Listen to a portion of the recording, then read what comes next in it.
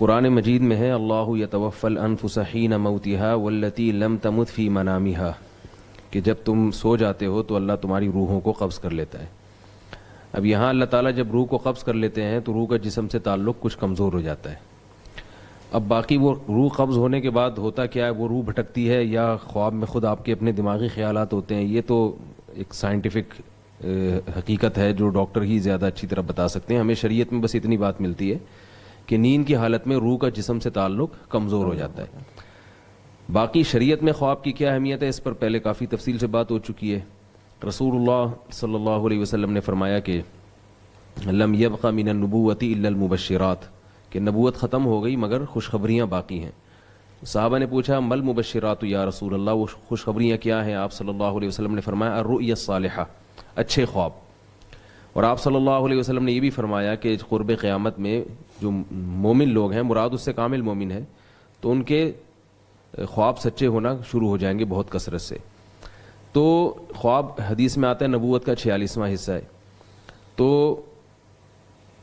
بالکل خواب کا انکار کرنا کہ اس میں اللہ کی طرف سے کبھی کوئی ہدایت مل ہی نہیں سکتی یا کوئی اس کے کوئی تعبیر ہو ہی نہیں سکتی، یہ تو 100% غلط بات ہے۔ کبھی کبھار خواب سچے بھی نکلتے ہیں، لیکن کبھی کبھار نکلتے ہیں اور اس کی تعبیر بھی ہوتی ہے۔ برے خواب بھی ہوتے ہیں، اچھے خواب بھی ہوتے ہیں، اچھے خوابوں کی اچھی تعبیر ہوتی ہے، برے خوابوں کی بری تعبیر ہوتی ہے۔ لیکن یہاں دو چیزیں ہیں جن میں لوگ گڑبڑ کر رہے ہیں۔ ایک تو یہ کہ ہر خواب کی لوگ تعبیریں پوچھ رہے ہوتے ہیں۔ اب آپ کے پیٹ میں جب گیس ہوگی تو ڈرانے خواب لازمی آئیں گے، یہ حقیقت ہے۔ لوگ اس کو، میں جب یہ بات کرتا ہوں لوگ اس کو مزاح سمجھتے ہیں، یہ حقیقت ہے، آپ تجربہ کر کے دیکھ لیں۔ جب آپ کو قبض ہوگا تو آپ کو ڈرانے خواب آئیں گے، کسی بھی ڈاکٹر سے پوچھ لیں، کسی بھی حکیم سے پوچھ لیں۔ جب آپ چت لیٹتے ہیں اور پیٹ میں آپ کے گیس بھی ہو تو آپ کو ڈرانے خواب آئیں گے، اس سے گھبرانے کی ضرورت نہیں ہے۔ اس میں آپ کو سانپ بھی آئیں گے، چڑیلیں بھی آئیں گی، تو پھر وہ آپ جب تعبیر والوں سے پوچھیں گے تو وہ تعبیر نکال دے گا، چڑیل سے مراد آپ کی سانس ہیں اور سانپ سے آپ کی نند مراد ہیں، تو وہ خام خواہ کی فضول کی تعبیریں نکال رہا ہوتا ہے۔ تو ایسے خواب کا علاج ہے کہ رات کو گرم پانی سے 2 گولی کارمینہ کھا کے آپ سو جائیں تاکہ وہ پیٹ ہلکا ہو، یا رات کو جلدی کھانا کھائیں، دیر سے کھانا نہ کھائیں اور ہلکا کھانا کھائیں رات کو، اور ایسی چیزیں نہ کھائیں جس سے گیس پیدا ہوتی ہے۔ یہ بہت سارے لوگوں کا الحمدللہ میں نے اس طرح سے برے خوابوں کا علاج کیا ہے، ورنہ وہ ان مصیبت میں پڑ گئے تھے کہ پتہ نہیں اب یہ کیا ہو رہا ہے۔ تو میں نے کہا کچھ بھی نہیں ہو رہا، ہلکا پیٹ سوئیں گے تو انشاءاللہ اچھے خواب آئیں گے، تو ان کو وہی جنت کے خواب آنا شروع ہو گئے۔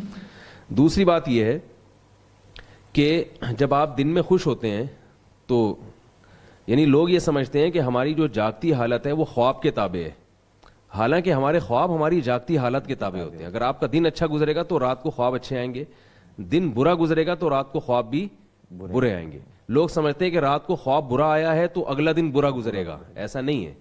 لوگ کہتے ہیں رات کو اچھا خواب آیا تو اگلا دن اچھا گزرے گا، ایسا نہیں ہے۔ رات کو خواب اس لیے اچھا آیا ہے کہ آج کا دن آپ کا اچھا گزرا تھا، تو اس کی طرف بھی توجہ دینی چاہیے۔ اور دوسری بات یہ ہے کہ گراؤنڈ ریئلٹی جو ہے نا اس کی اہمیت زیادہ ہے۔ خواب یقیناً نبوت کا 46واں حصہ ہے، لیکن نبوت جو عین نبوت، جو وحی کی تعلیمات ہم تک پہنچی ہیں، ان سے جو چیز ہمیں پتہ چلتی ہے اس کو کبھی بھی خواب کو اس پہ ترجیح نہیں دینی چاہیے۔ مثال کے طور پر شریعت کا ایک اصول کیا ہے کہ گراؤنڈ ریئلٹی کو دیکھ کر آپ فیصلے کریں، زمینی حقائق کو دیکھ کر فیصلے کریں۔